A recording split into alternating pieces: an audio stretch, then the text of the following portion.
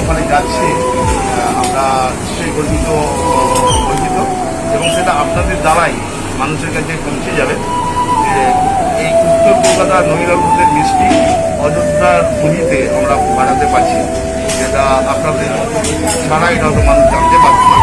এর আগেও যখন আমাদের মাননীয় প্রধানমন্ত্রী এসেছিলেন, আমরা এয়ারপোর্টে যে মাছটা দিয়েছিল সেটা আমাদের দোকান থেকে দিয়েছিল, সেটা কেউ জানেও না বা বোঝাও আছে।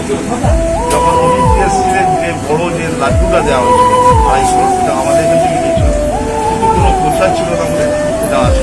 যেন আমাদের এটা ব্যবসা, আমরা কোনো রাজনীতি বা কোনো ধর্ম না, এটা আমাদের ব্যবসা। আমরা সকলের জন্য যে দল যখন আসি, কোনো ক্লাব আসে, মোহনবাগান এদের মিষ্টি মাছ তৈরি করি, যখন যেভাবে যে বলে আমরা কনসেপ্টটা আমাদের বলে, আমরা আমাদের পরিকল্পনা নিয়ে তৈরি করে পাঠিয়ে দেখি পছন্দ হলে সেভাবে আমরা পরিবেশন করি। এটা এবারে বলতাম এটা ওনাদের খুব পছন্দ হয়েছে। দোকানটা কত? এটা আমাদের 130 বছরের দোকান। আপনাদের আশীর্বাদ বা মানুষের আশীর্বাদে 130 বছর একটা দোকানকে মানে বাঁচিয়ে রেখেছি নৈরাল ঘোষ। এই ব্র্যান্ড, এই ব্র্যান্ড নেমটাই আমাদের যথেষ্ট। এই নামটার জন্যই আসে। আমি তার ব্যাংশন, ওটার মালিক। আমার নাম চন্দ্রকান্ত ঘোষ, ডাক নাম ঘোষ, এবং আমি চেষ্টা করি মানুষের পরিষেবা দেওয়ার। এটা আমার শুধু ব্যবসা না, এটা একদম পরিষেবা। এবং আমরা কোয়ালিটি সবচেয়ে আমরা যেটা করি, কোয়ালিটিকে আমরা প্রাধান্য দিই।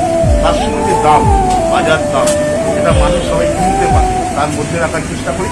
আর সবচেয়ে আমরা কোয়ালিটির সঙ্গে আমরা আপোষ করি না, এবং আমাদের সমস্ত ঘরে খানা পাঠিয়ে হয়, এবং মানুষকে আমরা যে কোনো সময় যে কোনো অনুষ্ঠানে আমরা অনেক কিছু উপহার দিচ্ছি, কোনো প্রচার থাকে না বলে মানুষ জানতে পারবো না। আপনাদের চ্যানেলগুলোকে আমার ধন্যবাদ দিচ্ছি, যারা আমাদের সাহায্য করছেন এরকম একটা সময়। আশা করি আগামী দিন আমরা করবেন এই আপনাদের